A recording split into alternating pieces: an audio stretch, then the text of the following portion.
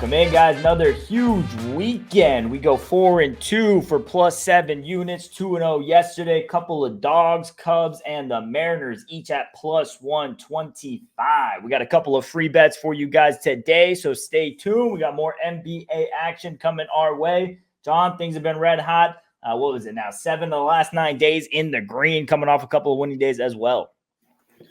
Yeah, I think Friday was a down day, so that was the last day we did the podcast. Unfortunately, you guys took an L with us, and that's why we hate to give out free bets. And you got to get all the bets. You got to get all the bets. So if you only watch the podcast on Monday and Friday, and those are the only bets you got, you missed a whole hell of a lot of winning. As Ben said, Saturday and Sunday.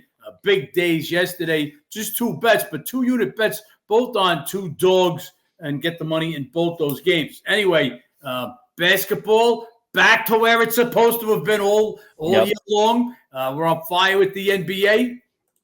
Had Timberwolves, another outright win, another dog winning outright. Game 1 at Denver. We'll talk about what we have tonight. You got 2 more NBA games tonight. I guess that's a good spot to start as any, Ben. Let's start with the NBA. Yeah, we can start with the NBA. 2 games going on tonight. We got game 1 in the Eastern Conference semis with the Knicks and the Pacers. Pacers coming off that 6-game series with the Bucks. And you have the Knicks coming off that 6-game series with the Sixers. Jalen Brunson just went on a tear in the back end of that series for the Knicks. 3 straight games, 40-plus points. And then as far as Indy going, it was really Siakam early in this series. Down the stretch, though, became about the bench. And that's kind of the angle on this game. You have a very deep Indiana team who led the league in bench points this season. You have a Knicks team who's been playing banged up all year with Julius Randle having his injuries. And then obviously, as the season's gone on, more of those other role players. Mitchell Robinson's had some moments where he's been out. Different guys dealing with issues. In the back end of that series, a couple of those guys get banged up. They're running a 7-man rotation heading into this game tonight, John. Yeah, Ben just took all my talking points. That's it. You've got the deepest team in the NBA, biggest bench scoring. Look, it's round 2 now. That depth will start to be a factor, and that don't take light a 7-man rotation. Yeah, I know guys have had time off. Those three starters, OG, Brunson, Hart, averaging over 41 minutes a game. That'll take a toll, especially as this series goes along.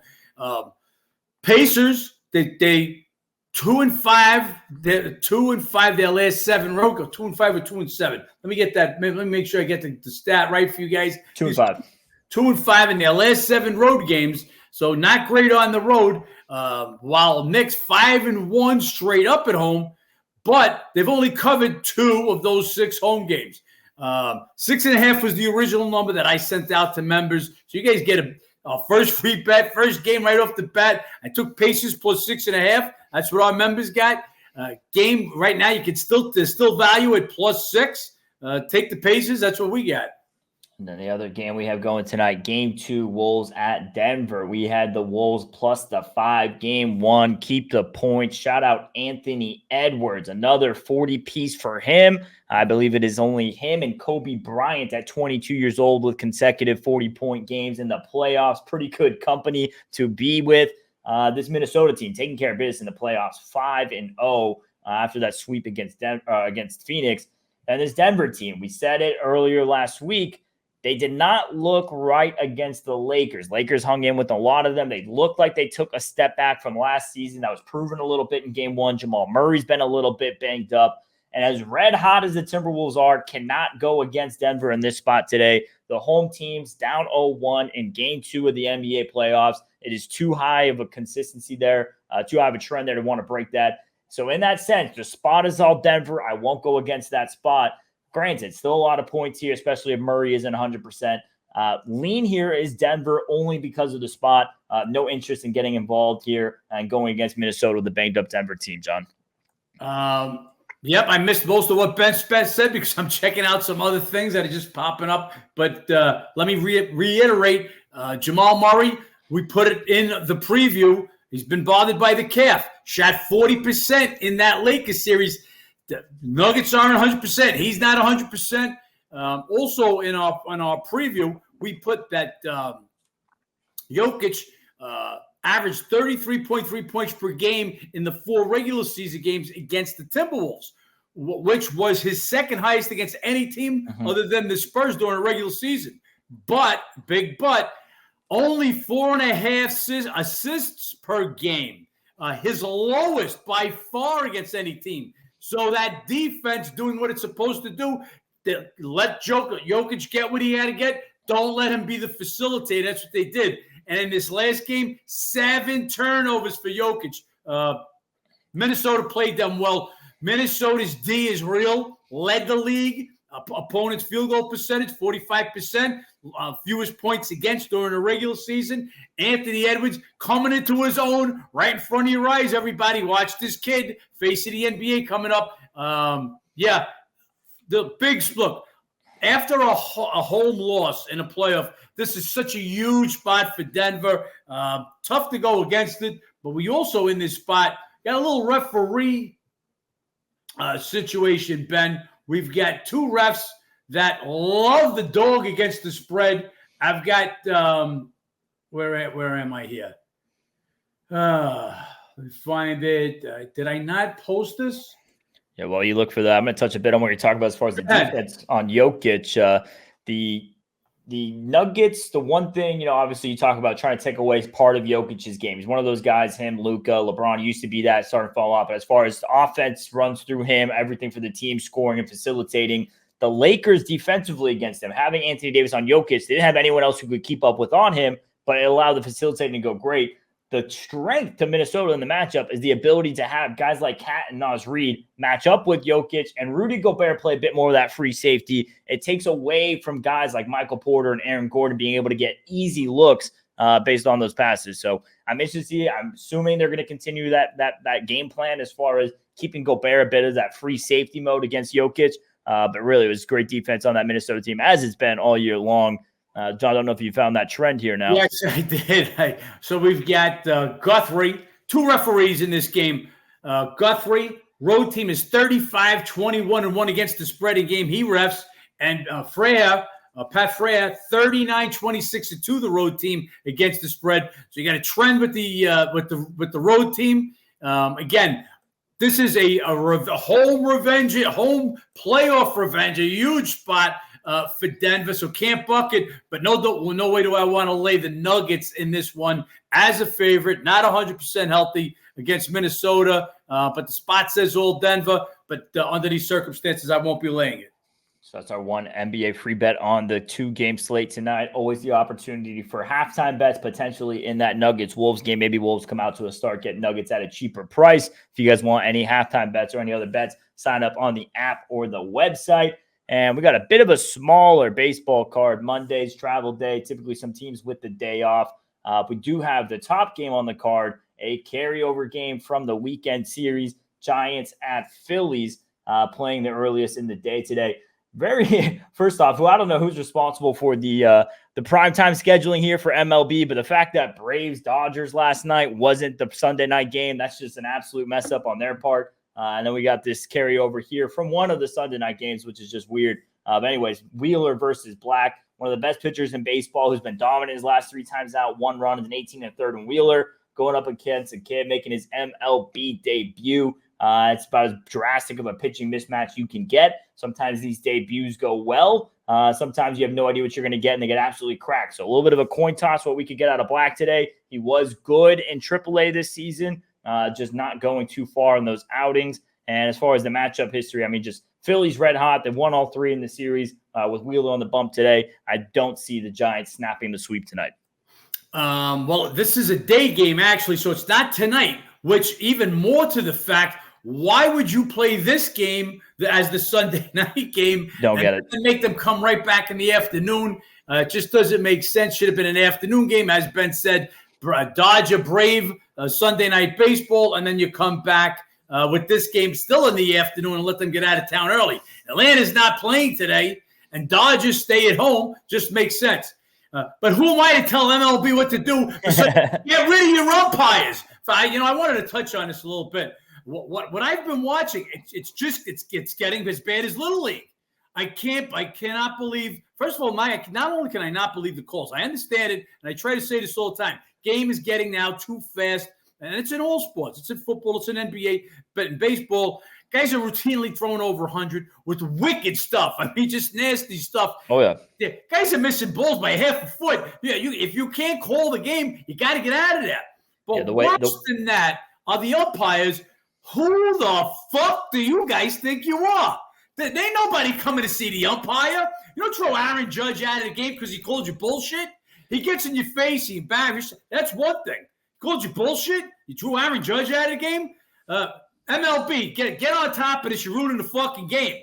Get these fucking umpires, get them out from behind the plate. They're horrible. And any umpire that pushes up against the player, hey, I ain't saying take your shit. Don't let nobody slap you. But you can't go after the player or the manager and this whole big, you're at it. Get the fuck out of here. Start suspending these guys. It's not about the umpires, not about Scott Foster, it's not about the refs, it's about the players. So here's my little rant for that. Now, on to this game. Wheeler, how one could you say, dominating. Phillies playing out of their minds. I said earlier in the season, everybody, they may have had the Phillies overrated, and we made some money betting against the Phillies early. Well, but cancel that. Phillies pitching off the hook. Bats are back in play. Phillies look great right now. San Fran, terrible on the road. Getaway day. Man, they didn't know where I want to back Black, even though he pitched decently on the road. Only thing is here, Philly, maybe they take a little break. Maybe they give somebody a day off, day game after night game. We'll wait for the lineups. But no, I want no part of San Fran, even at the big plus 190 number. We got Tigers going on to Cleveland, little AL Central battle. Detroit got swept in 3 games at the New York Yankees. They're a team who has been good on the road all year, good on the road last year. That's just an ownership trend they couldn't overcome this weekend. This Cleveland team, they win the last 2 in the series against the Angels. They're 2-2 their last 4.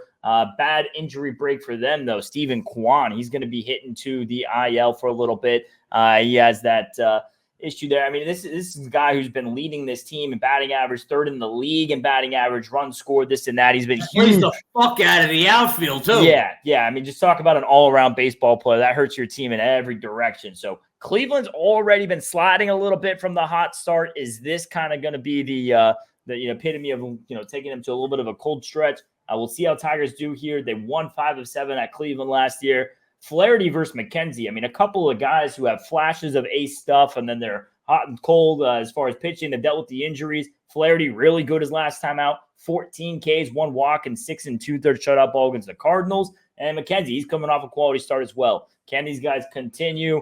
Still lean here ever so slightly to Cleveland. Tigers bat's pretty dead right now. No interest in backing them. Yeah, Tigers are coming out of Yankee Stadium where they just don't win.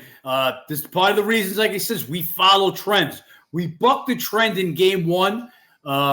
Unfortunately, I think we might have gave that out on the podcast. Was one of our few losers over the weekend.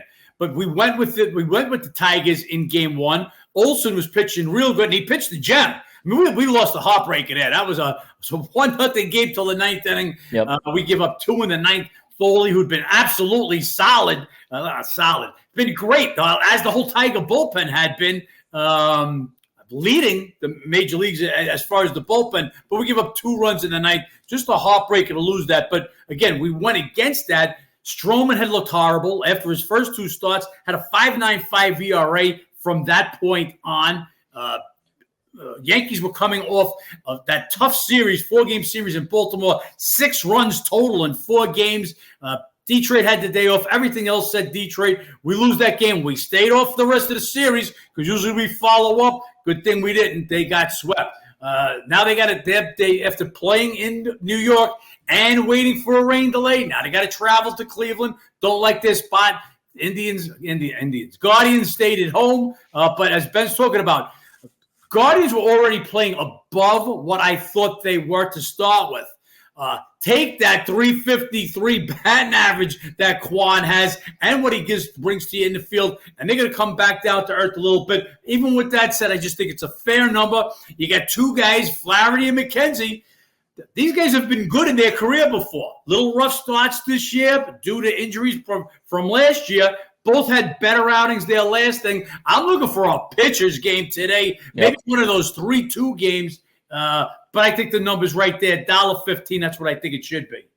And we got two of the coldest teams in baseball. Angels at Pittsburgh. Angels dropped 2 of 3 at Cleveland. They're now 3-13 their last 16 overall, 1-6 their last 7 on the road. And then you have this Pirates team who does come back to win against the Rockies. They do win the last 2 there, but still just 3-8 their last 11. And they are last in runs per game at home this season.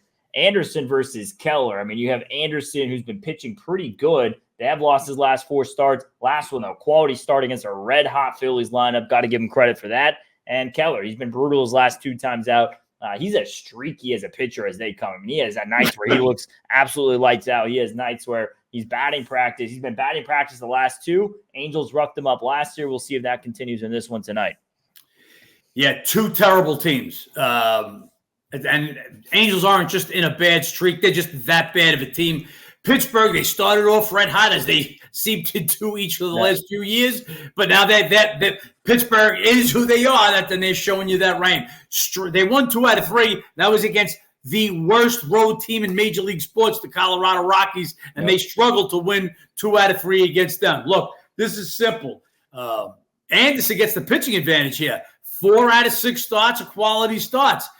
Keller, who was usually good at home in years past, had better stuff, just doesn't look right so far this year. So I got to give Anderson a pitching advantage. If I give him the pitching advantage, how many games can I ask a Pittsburgh Pirate team to win? For my Mass Edge members, we base things on if they would have played this game 162 times. So at 162 times, there's no possible way I could see the Pirates going 90 and 72 in this particular game. That's what made plus 143 attractive to me. And that's one of my bets today, small 1.5 unit bet on the Angels plus 143. Then we have White Sox going on in Tampa Bay. White Sox winning the last 2 against the Cardinals. One of those on Saturday was a little bit of an umpire show again, and it had the rain delay, and then they came back. Cardinals had bases loaded, bottom of the 10th. It was already 1 strike with 2 outs. They called a rain delay, come back 2 hours later just for Simi Buckner to call a strike a foot off the plate to end the game. Disgrace. Disgrace, but a win for the White Sox nonetheless. Been playing a bit better lately. They had that sweep over this Tampa Bay Rays team. They lose 4 straight, and then they win the last 2 there against the Cardinals. And then this Rays team, who was ice cold there for a good stretch, got swept by the worst team in baseball. But now they come back with a sweep over the Mets, scoring 6.7 runs per game in that series. Soroka was originally scheduled. He has not official, so we're waiting on a pitcher here for the White Sox in this game. Supposed to be Alexander for the Rays. But this is a Rays team trending the right direction. And this is a revenge spot. I mean, you get swept at Chicago White Sox, you got to be coming back with a chip on your shoulder in this series. Lean a little bit to the over. I mean, you got 2 teams been putting up runs, pitchers who haven't been going well lately, over or nothing for me. And it's the favorite or nothing with this revenge spot. Got to see a pitcher, though, for the White Sox. Yeah, they actually don't have Alexander as official listed yet on Don Best. So Don Best got both pitches undecided as of right now. We'll see if that changes. In Alexander's situation, that could be that they're going to use an opener for him, and him for today he's going to throw. We expect him to throw. But again, if you're betting listed pitches and they use an opener, you have to have that, not Alexander in the box. We'll wait to see what happens in this one. As Ben said, White Sox just playing a little better. I mean, they couldn't play any worse, so playing a little better. Tampa Bay starting to right there, ship a little bit, hit the ball against the Mets. A great comeback win against one of the better closers, or maybe he's not anymore. Diaz, a big win to pull that one out yesterday. We'll see what the number is when the listed pitches are up. No, nothing on me, nothing for me on that one yet. Then we got Brewers going on to Kansas City. This Milwaukee team got blanked at the Cubbies yesterday. They dropped the last 2 in that series. Bats went quiet after a 3-game win streak. You have the Royals, who they dropped their last 2 after a 3-game win streak against the Rangers. We'll see who gets right in this one today. Wilson versus Reagans. Reagan's really good last 2 starts, both against Toronto. 2 runs in 11 2/3. Wilson coming off a quality start against the Rays as well. Reagan's inflated home numbers. Granted, one of that's just from one really bad start against Baltimore. Gave up 7 runs and 1 2/3. Outside of that, been pretty solid at home.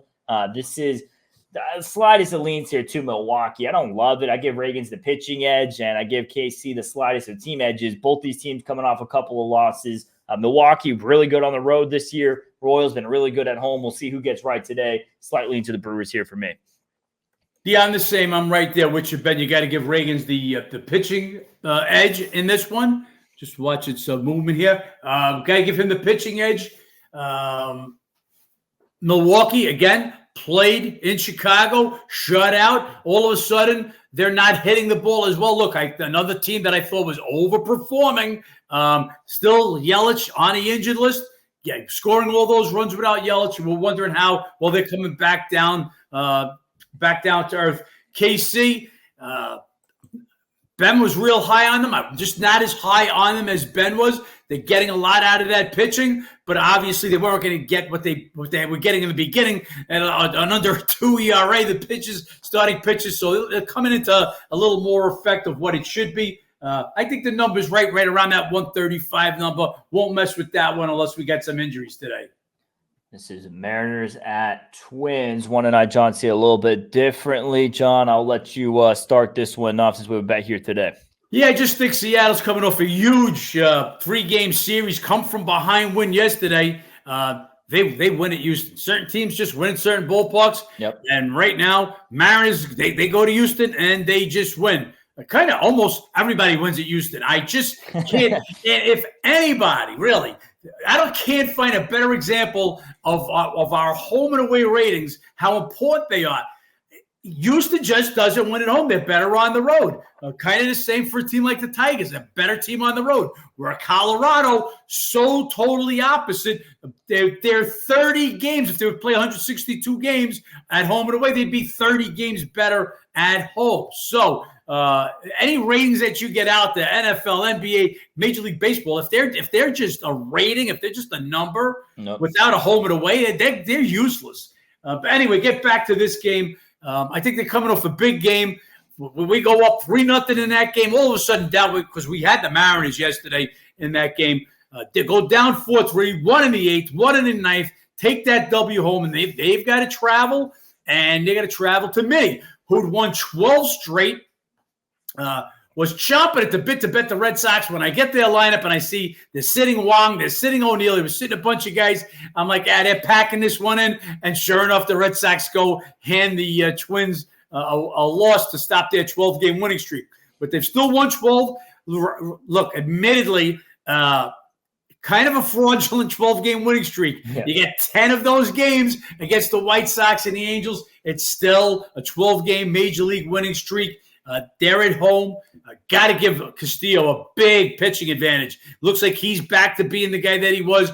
4 straight quality starts. But again, a big win. You're traveling. Twins were home. They lost yesterday. This kid, the rookie that they've got going, he looks solid enough to be worth a dog at home. I took plus 115 on this game this morning. Right now, best you could take on it is even, or maybe plus a penny or two. Yeah, for me, it's with this Castillo pitching. I think it's too drastic. Woods Richardson, they have won all 3 of his starts. Granted, last 2 both against the White Sox. He gave up 14 hits in 8 2/3. Seattle, not a good hitting team by any means, so he might be able to continue that going as well. But what Castillo's been doing, just been absolutely beast. I mean, you look at the last 3 teams he's faced, it was Braves and Rangers, as good as lineups as it gets in baseball, maybe the best in each division. And then you have the Colorado Rockies, it was granted the Rockies, but it was at Coors Field. So that's the hardest ballpark to face, the best NL lineup to face, and the best AL lineup to face, and he has been absolutely lined up. I think this is going to be another good start here for Castillo today. We'll see, though, John, again, with the value there on that price. Next matchup we have is Padres at Cubbies. Couple of pitchers who've been dealing with injuries. You had Darvish, who missed a couple of starts. He came back last time out, 3 hits, 5 shutout innings against Cincinnati. That's another lineup, by the way. The Reds just can't buy a run right now. And then you have Justin Steele going for the Cubs. He made his debut March 28th. That's the only start he's made this year. Had the hamstring issue, went to the IL. He was rough in his rehab start. We'll see how he comes back here for the Cubs. Padres, they had a 4-game win streak snapped yesterday. Cubs take care of business on the series against the Brewers. Now MLB best 12-4 at home. This is a spot. Darvish was good in his first start back. Would expect a bit more length and be good in the second start back. and he's always been good against the Cubs. 2.76 ERA in 5 career starts. I like the Padres in this one. Let's talk about the Padres for a second. Do you want to just pull your hair out? Juan Soto, who's killing the ball, killing it. He's gone. San Diego's got the second best batting average in the majors as a team, and they lead Major League Baseball in runs scored on the road. This is what drives us crazy here, stat guys, guys that do stuff by the numbers. Let's get back to this game, as Ben said. At least Darvish has had one start back since coming off the injured list. This will be Steele's first, and he's been on it for basically a month at this point. So he's gonna have a little bit of a tougher time. Guys that are out over a month. Look, it's one thing if you're on there for the minimum, you come right back off. Maybe you missed the start. Maybe it's the best thing happened. Once you're out a month, Steele, one of their key guys, they ain't gonna let him hurt himself, so he'll be limited. So if you just went by our numbers, especially if you're a Mass Edge member and you see what our rating is, a Cubs home rating. Look, you've got the Cubs. I just mentioned San Diego scoring the most runs per game on the road. Cubs best MLB home record, best NL home record, and score the most runs at home. So it's a tough matchup here. Don't want Steele going for me, but at this price, I see no value in Padres as a dog. Again, another travel spot. Play travel, come to Chicago. Chicago was at home yesterday, and Chicago does what they do at Wrigley. They put some runs on the board. Pick them, I think, is a fair number. Then we got Mets at Cardinals. Mets coming off that blown save from DS and the loss at Tampa yesterday. They get swept in that series. Cardinals, they dropped the last 2 to the White Sox. Now just 1-4 their last 5. 2 teams struggling right now. Manaea versus Mikolas going today. Manaea solid last 2 times out, 1 run and 9 into 2/3. Did have 9 Ks, 8 walks. So don't love the amount of walks there in those 2 games. And then you have Mikolas going, who was decent his last time out. Quality start. Granted, it was against the Tigers in Detroit. Not a good home team. Really not a good offense. And then he had a decent start against the Mets earlier this season. Just no interest in backing either of these teams. You have to travel after extra innings and a bad spot for the Mets. This Cardinals team just don't want to back them any which how right now, not playing good ball. Mikolas crushed by them twice last year. I had to give you a lean. It's to the Mets, but just think there's better value on the board today. Yeah, exactly. Look, I think the price is what it should be. St. Louis could be the most disappointing team. They went out. They tried to shore up some pitching. Sonny Gray's been great. Outside of that, really not much. Even Gibson, he's done a decent job. The disappointment's really in the hitting. One of the worst hitting teams in baseball right now are your St. Louis Cardinals. Mets come into town. Mets, believe it or not, they're tied for second in runs scored on the road with the Dodgers and Orioles, 5.47 runs per game. So they're scoring, just not getting the pitching, not getting the look. They're not getting the pitching and hitting on the same days. They'll get a good pitching performance. They won't score. They'll score a ton of runs like they did in this Tampa Bay series and come away getting swept. Go to St. Louis now. Manaea not getting deep enough into games, 4-5 innings, maxing out. That means you get a whole lot of bullpen going. When you use the whole lot of bullpen in Tampa Bay, not crazy about Mikolas either. I think the number's fair. We'll see who sits or who starts on a Monday after a long weekend. But right now, no bet for me on that one. We got Rangers on to Oakland. Rangers coming behind. Heim hits a homer in the 9th yesterday. They get that game in extras at Kansas City. Then you have this A's team who got killed by the Marlins yesterday. That's snapped a 6-game win streak they had rocking, and they're now 6-1 their last 7 home games. Very interested in this matchup tonight. I mean, you got 2 teams, one and the Rangers, who've been underperforming. They lost 2 of 3 to the A's earlier this season. This should be a get-right series for them. And then you have the Oakland A's, who've been overperforming. Can they prove that they can play at this level and have another series against Texas and get it done? So interested to see what we see. An underperforming team, an overperforming team. Do those things continues. Heaney versus Wood here today. Heaney, they lost all 6 of his starts last time out, though. Really good against the Nats. We were lucky to pull that one out with a 1-0 win. And it's Wood going for the A's. They're 4-1 his last 5 starts. He hasn't been that good. The last 2, 3 runs and 9 2/3. Leans here to the home dog with Oakland. They just keep getting it done right now. Texas, like I said, underperforming, and they have yet to get a win with Heaney on the bump. He does have good numbers against Oakland, is coming off a good start. Still, A's are nobody for me here in this one. Yeah, I'm not going to say A's are nobody. I think the A's they're performing out of their mind. Of course. But they beat Miami and Pittsburgh this last home stretch. Of course. Besides Colorado, those are the two worst teams in the National League. Let's see what they can get going against a Texas team, the reigning world champs that need to get on a little bit of a roll. Looked like that started in KC. Big come from behind win yesterday. Seager, man, that's your problem there. Just not hitting. That's a key piece. Just not getting it done with the stick. And really he's been horrible against lefties, hitting $150, something like that. I know he's well under 200. I liked what I saw out of Haney against us with the Nats in his last one. As Ben said, we were lucky to pull out that 1-0 win, but we'll take it. Wood is garbage. Even in Oakland, which is a real pitcher's ballpark, just doesn't have the numbers there. So I'm not Oakland or nobody. I think 135, that's my number on it. It's gone down just a little bit. There is some money for Oakland, so I'm not saying Ben's wrong. I just don't see the value in taking Wood at home with a team that I believe is overperforming against Texas that's been underperforming. Look for Texas to come out and top. They'll take this series seriously after getting beat early in the year by them. It's like that. It's not like they're going to come in here and let an Oakland team that's playing good baseball lately surprise them. And last game on the card, Marlins at the Dodgers. Marlins been playing a little bit better lately. Granted, they've got the Rockies and the A's. They get that last one against the A's yesterday with a big 12-3 win. This Dodgers team just starting to fire off. And this is the Dodgers team we've been expecting to see, was waiting for these runs. They go on a good month stretch where they're just absolutely dominant. And a 3-game sweep against the Atlanta Braves kind of solidifies that dominance a little bit. Ohtani, 2 home runs yesterday. He's living up to the name so far in his LA uniform. Thing is, it's a letdown spot for the Dodgers after sweeping the Braves. Do they give anybody a day off? And pitching matchup, Buehler versus Munoz. Now, Munoz, only 2 career starts. Granted, not the best competition in his last start against the Rockies. Still a quality start. Time before, good outing against the Cubs, best home team in the National League. And you have Walker Buehler going for the Dodgers. With Dodger fans, sure, you guys are grateful to be getting one of your aces back. But that's the question. Is he going to be an ace this season, let alone his first start? Wouldn't expect it tonight. This is him kind of getting back in rhythm. Hasn't had a major league start since June of 22. Wasn't the best in his rehab starts. Bit better last time out, but still 7 hits in 5 innings. I'm going to give a pitching edge to Munoz, just what you can expect in distance in this game. Man, you're too good. You get to all the points before I get to Yeah, sorry, John. I'll let you take it. Marlins, a lot of value today, guys. A lot of value today. Absolutely. Just what Ben said. Right away you see a rookie and you see Buehler there, and okay.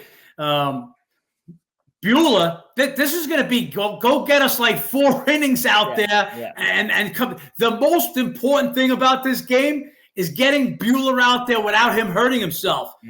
Letdown. I mean, you can't get a bigger letdown spot than I guess the only way it could have been a bigger letdown if it was Sunday night. So it was a night game of Sunday night baseball getting fouled today. So Buehler, give Munoz, again, hasn't pitched against great competition, but he's certainly gonna have the edge over Buehler, who's, again, most important thing, get him a few innings and get him out healthy. Letdown. That's the spot here for the Dodgers. We're really betting against the Dodgers. Look, Marlins are going. They're getting ready to blow things up. Already got rid of the last year's leading hitter, Arias, Josh Bell, Tanner Scott. They're on the block. Everybody's on the block. They know that. But you know what? They showed me some balls yesterday. They took a beat down from Oakland a day before, and they responded yesterday. They put double-digit runs up on the board.